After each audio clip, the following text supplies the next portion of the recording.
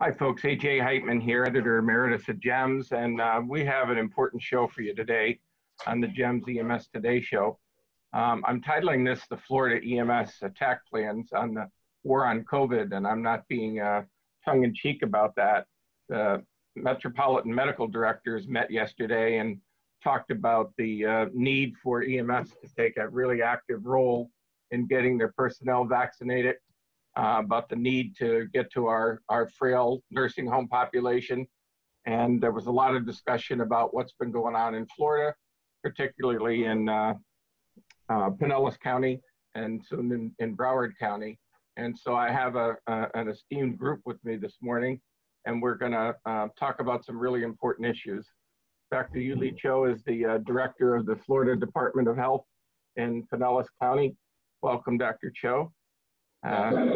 Dr. Angus Jameson is a member of the Eagles, and he is the Pinellas County Medical Director, and one of our lead assaulters on the war on COVID is with us, Walker, and he's the Pinellas County Clinical Services Coordinator responsible for quality assurance. So welcome all, and we're going to get right into the meat of it. And the reason that we are doing this is a very special edition of the EMS Today show is because the need is now. I said all along when they were saying from the federal government that the lead role was going to be the military, and they were going to, bring the vaccinations out, and the military was going to be involved with vaccinating. And I said, what about the EMS population? What about the EMS providers? And obviously, we're in the fight every day. So it only made sense to me that EMS would take a lead role in not only getting vaccinated, but also in doing some of the vaccination. So you have some fascinating stuff that's been done, some amazing numbers, and I want to get right into it with Dr. Cho. Why don't you lead off and tell us about your selection of Pinellas County to start this off? Sure, I'd be happy to. We were just fortunate here in Pinellas County to be selected as one of two counties to participate in this pilot program. Broward County was the other county. And obviously, again, grateful for the opportunity. I wanted to thank the Governor's Office for the state of Florida, Department of Health, Department of Emergency Management, our regional incident management team, particularly Andy Fossa with Pasco EM, who helped facilitate, coordinate, and really serve as that incident commander. My health department staff of Pinellas County government, EMS and Sunstar, paramedics, and countless other partners that really put this together and help organize this project. So with our particular program, and it was pretty unique, we partnered with paramedics and the Florida National Guard to administer the first vaccine that was approved, the Pfizer BioNTech, to the nursing home residents and staff. You've probably heard about the CVS and Walgreens, the federal partnership, their primary goal of working with the long-term care facilities. The idea and the concept of this pilot mission was to augment some of their efforts to try to get these vaccines into our most vulnerable populations timely and effectively. And just a little background about Pinellas County, just to understand the landscape. We have a population over a million. And we certainly do have a large vulnerable population here. We have a median age that is higher than the state. We have a significant number of nursing home and long-term care facilities and residents here. And unfortunately, 66% of the deaths in Pinellas County, just over 1,000, have come from these long-term care facilities. So you can appreciate that impact it has for this vulnerable population. So in the vaccine, it's that light at the end of the tunnel for this pandemic we've been battling for 9 to 10 months. So to get this to them as, again, fast, as efficiently as we could is something that I'm probably most proud of in my career in public health. So a little bit about the mission. We offered to the vaccine to all of our 68 active nursing homes here in Pinellas. And at the end of that 5-day mission, we had close to 6,700 residents and staff that were vaccinated. And following that mission, we offered the vaccine to Pinellas EMS and Fire and Rescue, and we'll be completing those efforts today. It was 3 days we were trying to get the vaccine out to our first responders. And to date, we're keeping in mind we've only completed 2 out of our 3 days. We have over 500 first responders, paramedics that have received that vaccine thus far. So again, I'm very proud of the fact that Pinellas was the first one of 2 counties in the state of Florida to administer vaccine to our vulnerable population in our nursing homes. We're also the first county to administer vaccines to our EMS personnel. So obviously it took a lot of planning. It was a group effort, a community effort. Dr. Jameson was a big and integral part in getting the training piece ready and really working with community partners. Again, really proud of this effort here all around. And you've also used Department of Health nurses. Yeah, if you, as you can imagine, our Department of Health nurses we're used to immunization. We do that as part of our primary core mission in public health. So we assisted where we could in the training. We had the hands-on stations during the training sessions. They floated around to the various teams on the first few days just to monitor and do any quality improvement. Well, for all our listeners who may not be familiar, Sunstar, Pinellas County, Broward County have always been the go-getters in emergency medical services and always been leaders. And I knew right away when I was hearing that there was a program that was coming out of Florida in those particular areas that it would be a model. And I think that's what I heard the Eagles saying is we have to get out and we're going to be attaching to this podcast the documents that we have available, which can be used as a model for others. So there's a lot of work behind all of this. And Dr. Jameson, I'm going to turn it over to you to talk about this whole team effort because people need to know how to get the wheels moving. Thanks, AJ. Yeah, so that's a really important point, and that this is a team effort that takes input from just any number of folks to make this successful. Dr. Cho mentioned some of our partners at the state that really enabled this, and that would be the governor's office, our state office of EMS with Steve McCoy being the director, state office of emergency management, Andy Fossa, who heads up our Region 4 incident management team. Ken Shepke, one of the Florida State EMS medical director, was also a big part of this effort. Dr. Cho, obviously, Pinellas EMS leadership, so Craig Hare as our director of EMS and fire. Jasmine Solomon is our EMS training coordinator here at Pinellas County. Jasmine is not only a paramedic, but also has a master's degree in public health. And she was just instrumental in creating the training program. David Hudak, who's our protocol and equipment coordinator here at Pinellas County, really drafted these protocols and made sure that everything was just perfect regarding sort of how we matched up with the emergency use authorizations and making sure we had everything clear for the medics who were going to be delivering the shots. One of our lead instructors here in Pinellas, Lieutenant Stephen Bailey, who's with Largo Fire Rescue, one of our system agencies. He's a paramedic, but also an RN, and he's one of our lead instructors that helped pull off this training. Really, it's kind of amazing when you think about it. That team developed a clinical protocol, developed a complete training program, and all the supporting materials in 4 days.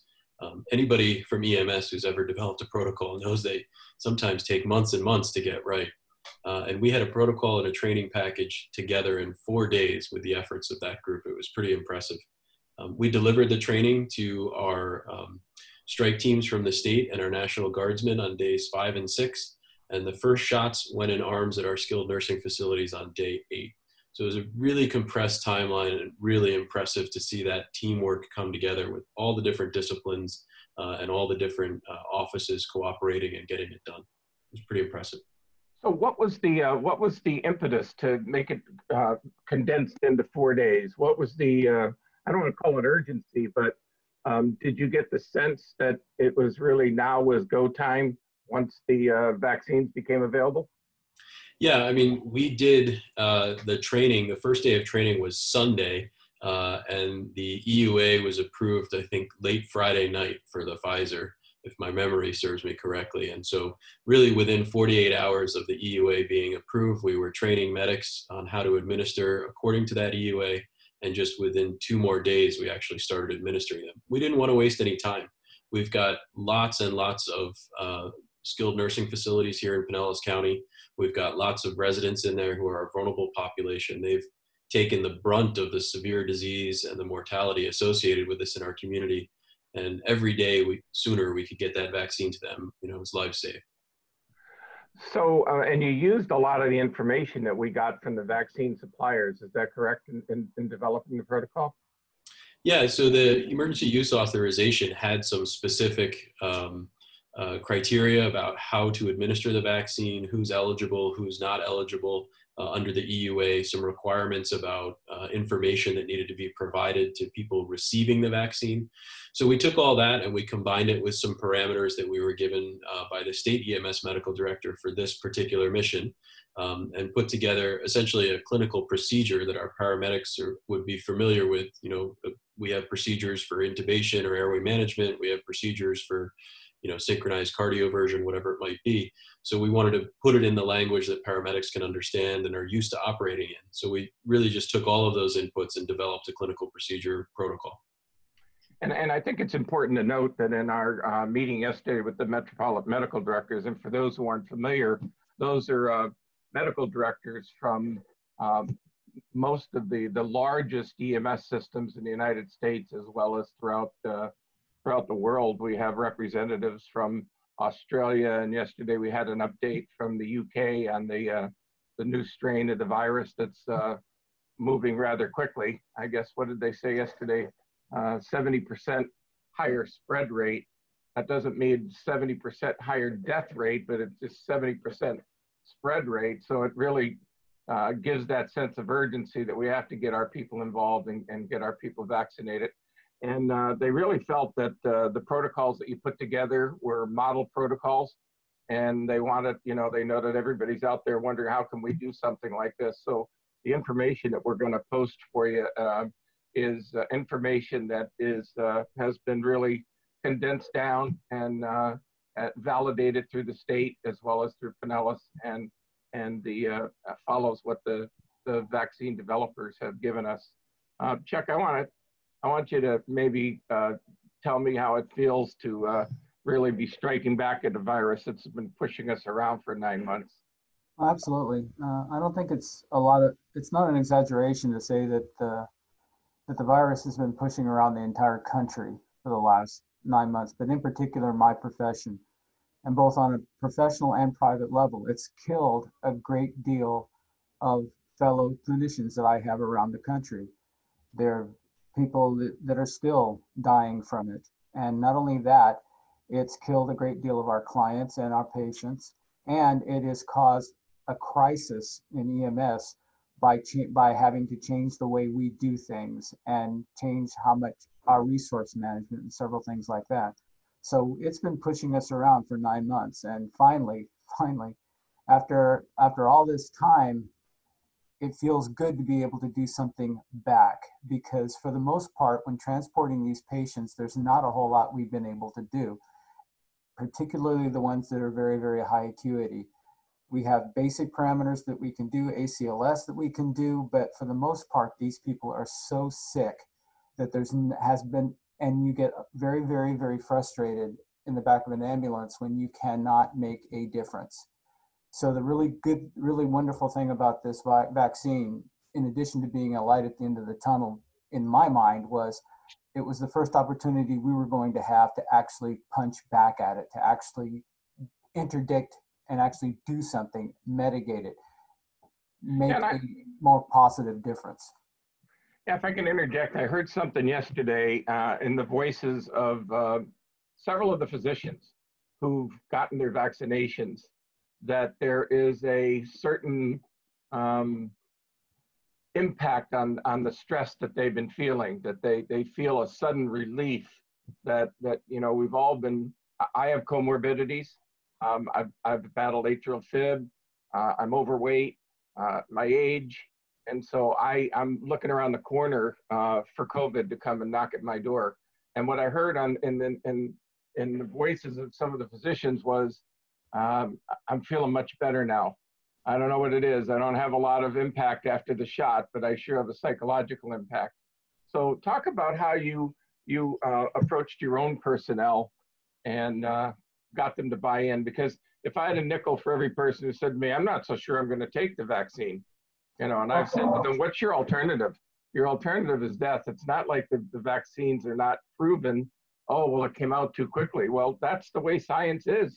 We have artificial intelligence and other things that we didn't have 20 years ago. So, number one, let's kill the rumor here. The vaccine is safe. Our medical specialists have already shown us that.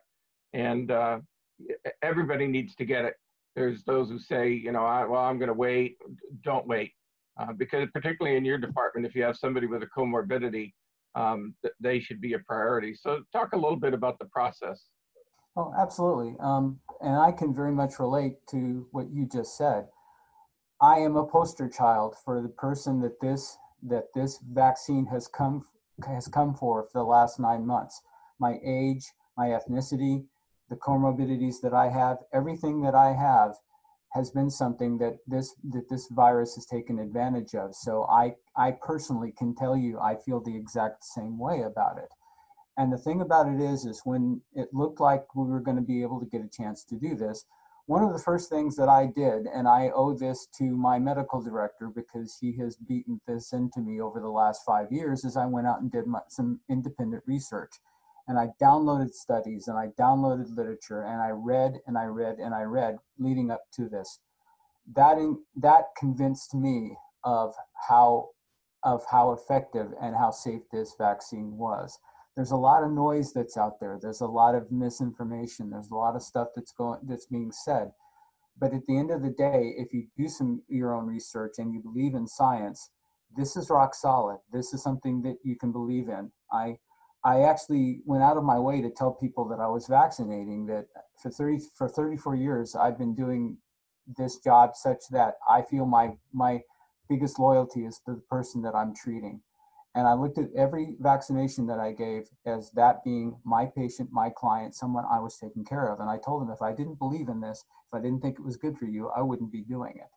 I got my shot yesterday. And speaking to your point of what you were saying about the physicians, I felt the exact same way. It was really weird.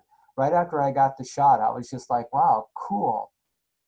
It feels like something finally, other than wearing a mask, that actually is going to make a difference. And I keep going back to making that comment, making a difference, but making a difference is probably one of the greatest things about our profession, I think. And both getting the vaccine and giving the vaccine is going to make a profound difference in the course of this pandemic in this country, I believe, because it's not only going to make a difference professionally in that we protect each other and that we be able to keep the resources up so we can run calls. It's also going to protect our clients. It's also going to protect our family. It's also going to be the best way we have of mitigating the course of this disease. So there's all upsides. And I can tell you, my arm isn't sore anymore. I didn't have any reaction to it. And I think I can appreciate someone's hesitancy because by not being informed and by not understanding what the processes were. And the other thing I can say to that is if you truly are still on the fence, do your own research, because what that will do is that will give you the opportunity to see what the science is. And as the meme that goes around all the time on social media says, and something my father used to tell me back when I was growing up, the cool thing about science is it's true whether you believe it or not. Yeah, and you're talking about the impact that it's had on clinical practice and on patient interactions. I think through vaccinations now, we're still going to wear our PPE. We're going to be wearing PPE for quite a while, but it's almost like taking a spare SCBA bottle with you in on every fire attack. You know that you've got a backup. You know that, hey, I've been vaccinated, so I still got to wear my PPE just in case something, sneaks by me, though I'm vaccinated.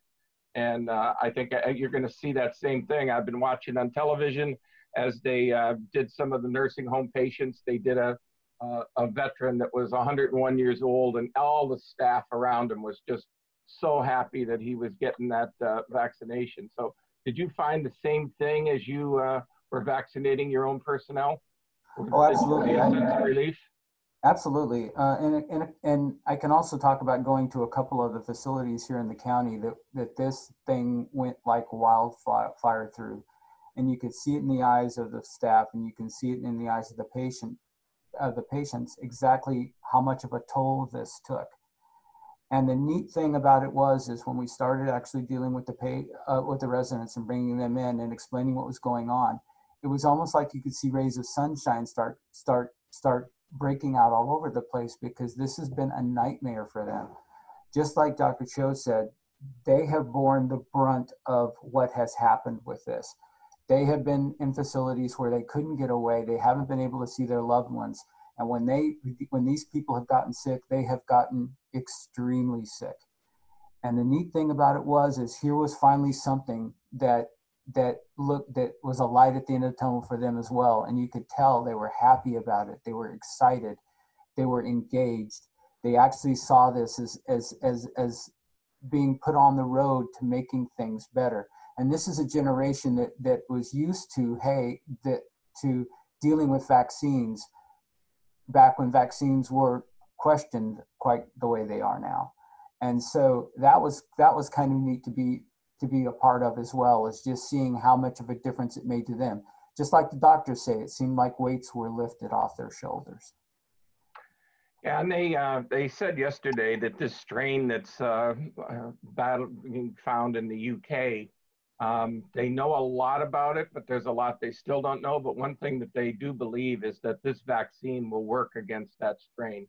It's going to go toward that core stem of the virus. So that's one thing to dispel. Oh, we're going to have to get a whole other vaccine. I don't believe that's true. Dr. Cho, do you agree? No, that's what the experts are saying at this point, that the vaccine should be effective. And I think what people get confused on is there are some viruses that mutate pretty actively every year. For example, the flu. But we don't believe at this time that the coronavirus falls under that mold. And there's been other viruses out there, same type of RNA viruses, like measles and mumps. We've had the exact same vaccine since the late 60s and the early 70s without having to change that formulation. So Chuck, talk about the education of your personnel about the vaccine. Did you have some that said they don't want it, and that's allowable by your system? Well, it's you see the same thing. EMS is a little microcosm of America.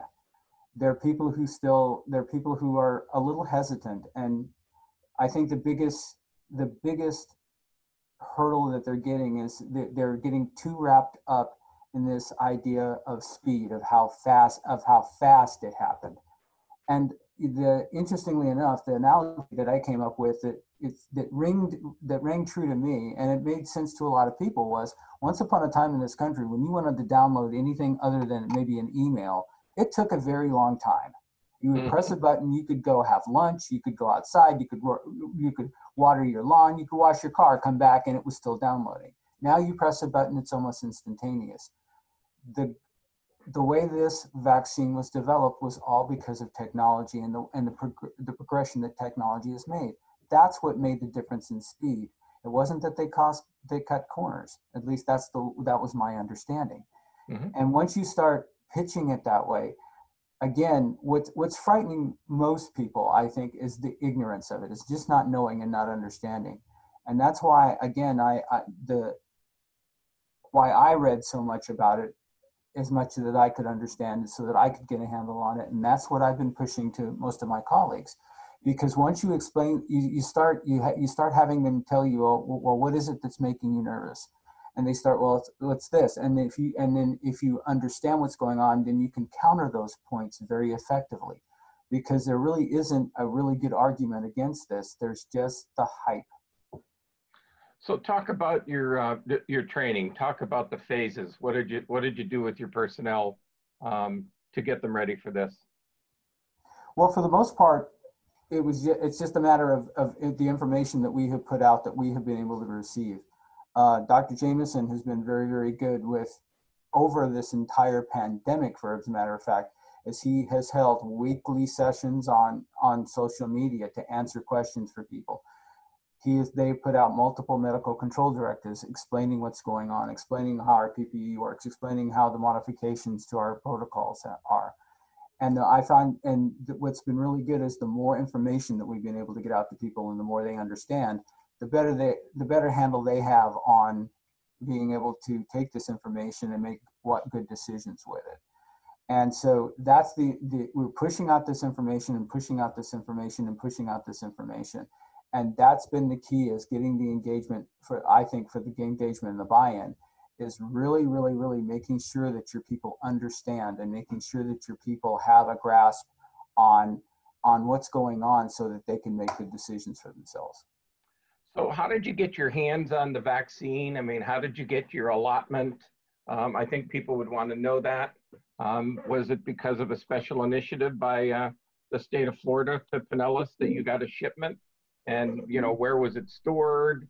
Where was it administered, and who administered it? I can start with that one. As you probably may be aware, that the federal government surveys and coordinates with the state as to total allotment for the state. It's really up to the federal and the state government to sort of guide us in terms of the priority areas. One of them, obviously early identified, was the long-term care facilities, just because of our vulnerable population. So what they wanted to do here in Florida was to look at the pilot with using something that we've used in the past for other things, such as the strike teams and working with the paramedics. We were just, again, fortunate to be chosen alongside Broward County to get the first part of that first initial allotment of the Pfizer vaccine. In terms of, obviously, with the Pfizer vaccine, it's not much less true on the other ones, other vaccines that have come out, such as Moderna and other vaccines down the chain, but it does require that ultra cold freezer.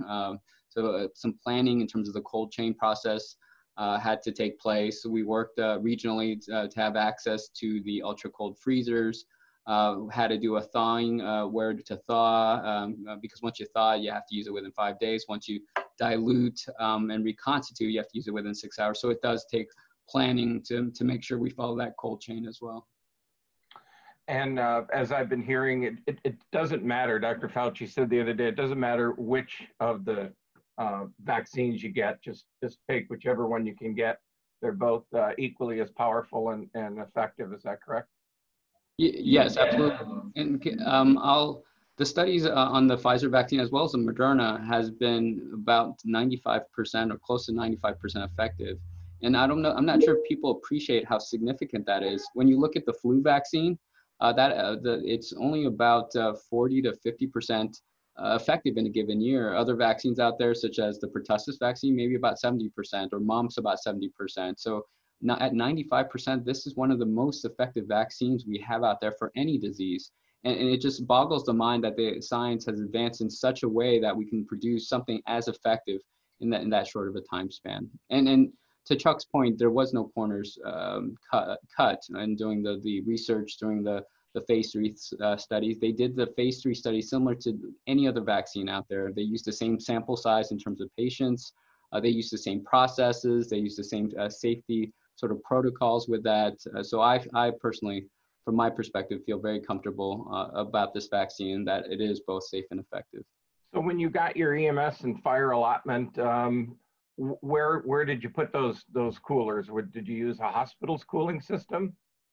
We used one of our local facilities in the Tampa Bay area, and then we moved it locally in 2 to 5 degrees centigrade, that we did need to use it within 5 days. And are you finding? What we've done through the planning process is we've mapped out everywhere in the county that does have that capability to have that ultra cold freezer.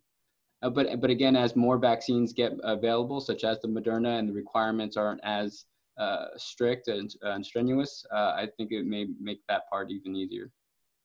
And it's important to note for those listening that we're going to post here both the Pfizer and the Moderna protocols, so that you have protocols that you could use with either one. Were you finding, Chuck, when you were administering, as people have said, that there's extra doses that are really in the vials, so that you know, if you think you've got 100 doses, you might have 110, which is, you know, to me, 10 more lives that we're saving. Well, there was a great emphasis on us being very frugal and very careful with what was in the vials. And we started out getting 5 doses out of every vial. And when we noticed that we had a little residual from that, it was quickly identified that we could start taking 6 out of every vial. And we were doing that for the most part, just to be as frugal with it as we could, and to use all of it that we could. So yeah, there was a little bit more than what we were normally told, but we were able to adjust that and to use it to vaccinate more people. And what was your process for scheduling, and where did you do the vaccinations? That was pretty much set up. That was set up through the EOC up in Pasco County. They were able to target what facilities we were going to go to, and then we reported there, and then from there we were given assignments. We were given assignments and an allotment of the vaccine, and us, with the partnership with the National Guard, they were the keepers of the vaccine to bring it to us to the facility. And then we went to the facility and we started. Most of these facilities had already done some of the groundwork with getting consents, and they had a really good accurate count on how many people were going to be vaccinated, both residents and staff. And so we set up in the morning. We set up in the morning and just went all day until we were out. And this was being done by your EMS personnel. Was there anything necessary for either of our physicians here that had to be changed in your state to allow paramedics to be administering a vaccination? Sure, I'll take that one. So no, we've actually used a similar version of this model before, where we've partnered with public health to deliver vaccinations. And in the state of Florida, there's actually enabling language that allows us to partner with the Department of Health on a county by county basis to do these types of functions. So for this particular mission, it was a state of Florida mission as opposed to a local county mission. But we have in the past partnered and continued to have active partnerships between the EMS system and my office and Dr. Cho at the health department. We even have actually formal agreements in place to allow paramedics to supplement his staff in mass vaccination campaigns. So were these special EMS task forces that you pulled people from rigs or reassigned them to the nursing homes? Yeah, these were what we normally call ambulance strike teams. In this case, not all of them came with ambulances. Some of them just came with the personnel. And that's a state resource that gets mobilized. So it draws paramedics from across the state. Now, we certainly had some of our local paramedics as part of that, but it really was a combined effort of pulling personnel from across the state to support the mission. So actually, that was a good educational venue for people that were not directly involved in their own counties, but they came and could take it back and understand how to do that. Did you have any EMTs that were trained or used to give vaccinations? We did have 1 or 2 EMTs. We have one particular EMT that works at Sunstar with us, who's also our designated infection control officer. And so he is a rock star when it comes to all things infectious disease. And he has just been doing amazing work for the last 9 months, keeping track of everything. And so he was able to participate in the mission as well. So what came first, the chicken or the egg? Did you vaccinate your EMS personnel first, or simultaneously do both programs? So we chose to do the facilities first. That was certainly the most vulnerable population, and that was really the main piece of the state mission that we were sort of lucky to have here in Pinellas, because we do have such a large nursing home population. And then because I think it went so well, we ended up with the opportunity to also vaccinate some of our own, and that again was by way of a really great, almost a gift from the state of Florida to be able to use some of those vaccines on our own people as well. There is a consideration about not doing yourselves first, because if folks do have a little bit of a reaction to the vaccine, then they might not be able to continue to participate in delivering the shot. So some small percentage of people may have a fever or some other sort of constitutional symptoms after the first dose. And so we didn't want to have any of our task force not be able to participate because they had a fever. Obviously, we wouldn't want to send somebody with a fever into a nursing home. And for, again, to dispel some rumors about those after effects, that's a normal reaction of the body to fight the virus, to maybe have a little bit of a fever or a little bit of a tired feeling the next day. But what I'm hearing is a lot of people, particularly the physicians, have been reporting to me that they've had nothing at all. Yeah, I was lucky enough to get the vaccine through the hospital that I work at as well last week. I had a very mild headache and a little bit of fatigue the next day. And that was it. It lasted, one day, maybe that's it. A little bit of a sore arm, but nothing, particularly bad. And you're right, that is your immune system reacting to the virus. So they actually call those sort of reactogenicity of the vaccine.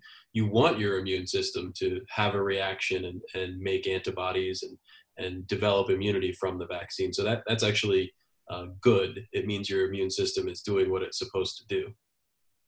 Well, Chuck, talk to us a little bit about the vaccination of your personnel. Were they off duty when they got their vaccinations, and where did you do them? We had a combination of the two. We had it set up that we quickly came up with a plan to utilize the number of vaccines that we had, and we spread them out. The county is very compact, but it's very, very densely populated. So we picked 3 different places in the county and split the vaccines between the 3. And then we put out the information that it would be available. And we had some people who were on duty, particularly with the fire department, who were able to come at that time. And we had some people who were off duty. So it was a combination of the two. Just basically we were putting it out there for people who wanted to get it done. And we had the flexibility to do it both ways. And did you have them at the sites where you had the coolers to be able to take it right from the cooler and follow the process? Sure. We have when the vaccines are taken from the health department, they're put into specialized coolers that we have that they provided for us, and they're temperature controlled. As a matter of fact, part of the protocol is actually us keeping track during the day of the temperature that the cooler stays at. And then the cooler is placed where you're going to be doing your vaccinations. It's plugged in, and then you constitute the vaccine out of those coolers and you go from there. And so we had a cooler at every location where we were giving the vaccines. And so that made it really logistically easy just to bring the people to the sites and to administer the vaccine that way. Were any of the sites hospital facilities?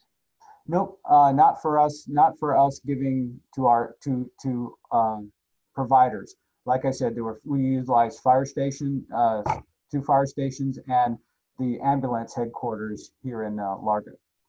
And who provided those special coolers to you? They were Dr. Cho. They were provided. It was from the health department. Just coolers we took out of our coolers here at the health department, and it's portable ones that everyone could use in the field. And again, to maintain that temperature. And who medically supervised the process? Was there a physician or nurse involved with the medics that were administering at those sites? We had 2 days of training, and it was extensive training where they went over and over and over the way for us to look after the coolers, troubleshoot the coolers. What we had a list of things to do if the coolers malfunctioned, that kind of thing. We went over and over how to constitute. We were and our guardian watchdogs throughout the entire process were the nurses from the health department to make sure that we got it right, and we had to be checked off by it and then rechecked off by it. So that, and then when we were the first few days of the initial vaccinations, we again had really great support from the health department to have nurses there to make sure that everything was going the way it was supposed to go. So it was really a health department initiative with the paramedics both administering and having it administered to them, correct? Yes, sir, I'd say so, yeah. Okay. And did you still have some people that said they'd rather not on this first wave get the vaccination? I have had a couple of friends of mine who have said that they are a little bit nervous. I was able to allay some fears for some people yesterday, the way I talked about earlier. As far as exactly how many people will versus not, that's kind of a number that's beyond, that would be just pure speculation on my part. For the most part, most of the people I talk to are quite excited about it, simply because, like me, they're kind of tired of it. And this is the first good news step toward the light that we've had. And even with some trepidation, I think most of the people who showed up to be vaccinated were very excited about the opportunity to participate with that, simply so that we could actually get on board with advancing a positivity with this.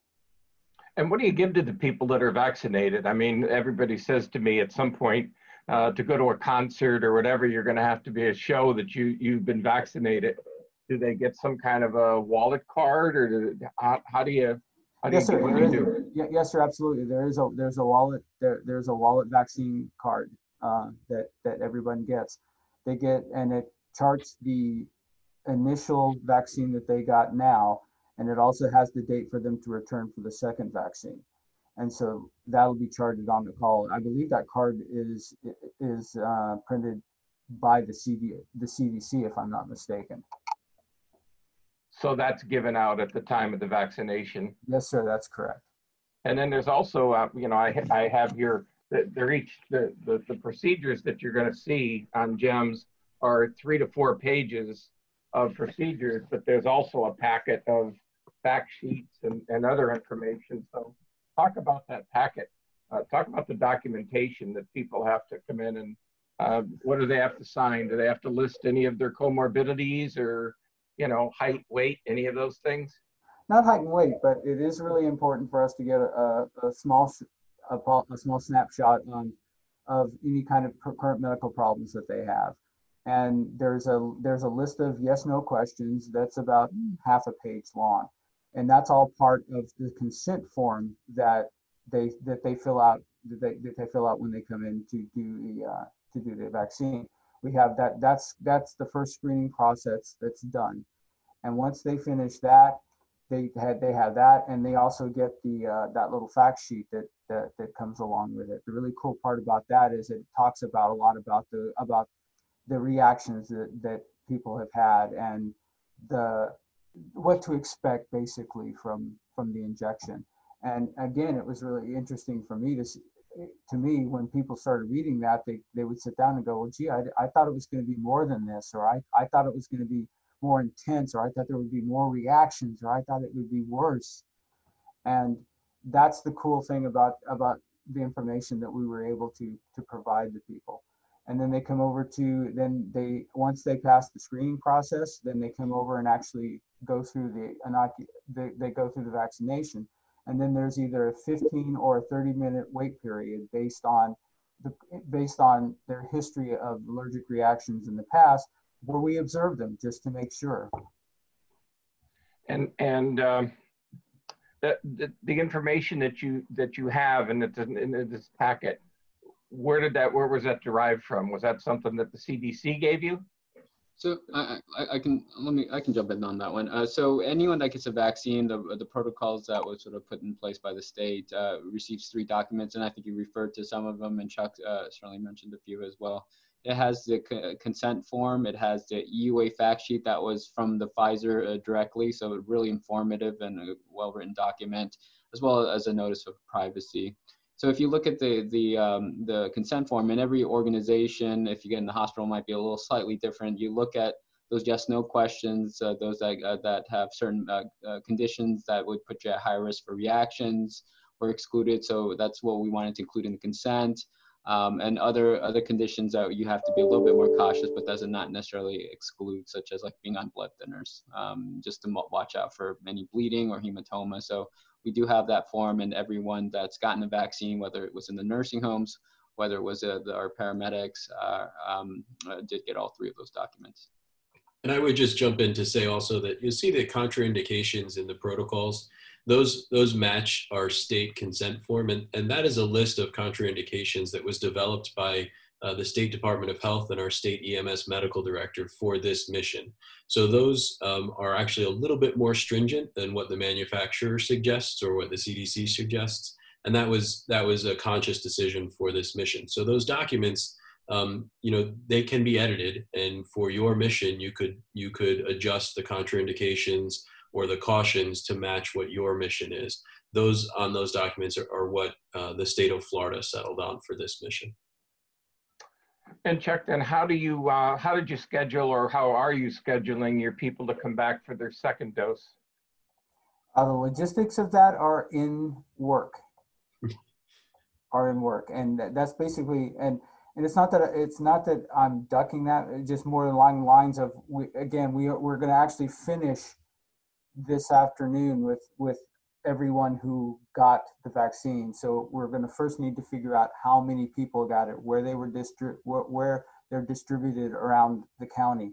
Once we have a good handle on how many people they were, where they're located, then that'll make it a lot easier to then come back and say, okay, we're going to need this many vaccines, and then we're going to distribute them in these places, and these are the dates, and we can go from there. And I've heard from some systems that are using social media groupings to be able to notify people and remind them. And my wife works for a big community clinic system, and they're going to be text messaging their people to remind them that in 2 days they're to come back. So I don't think there's one way to skin the cat here. I know Austin Travis County, we reported the other day, worked through one of their hospitals to get their personnel vaccinated. So I think San Antonio has developed a really good system as well. So you have to do what's best for you, but the bottom line is we got to get our people vaccinated. Dr. Cho, did you want to say? Yeah, just a little background. We do have a statewide system called Florida Shots. Anyone that got their vaccine through this program, really all vaccines altogether, has this system in place that is a way we're going to probably track it. They're working, and I think they finalized some automatic reminders as well. What I do expect in the next 2 weeks is to do a similar mission to do that second dose, probably using the same type of model as well. So obviously, I think we're finalizing some of those plans, but that's probably what we're going to end up doing. So I didn't hear this yesterday on the Metropolitan Medical Directors meeting, but I thought about it last night, and that is, so down the road now, let's say we have 90% of our workforce that are vaccinated and 10% aren't. Are those 10% at any risk to the population? I mean, if they're not vaccinated, obviously they're at risk themselves to get the virus, but they could be a spreader. Is that not true? Sure. I actually got that question from one of our local newspaper reporters recently. And, we have been unvaccinated caring for patients with COVID-19 and the general public for months and months now. And we have very strict and very clear protocols for what kind of PPE we use, as well as what kind of PPE we place on our patients as soon as we begin treating them. And so I think that we've shown that we can safely care for folks even without vaccines. I think this is a bonus to have the vaccine, but it won't replace all of that PPE and all of those procedures.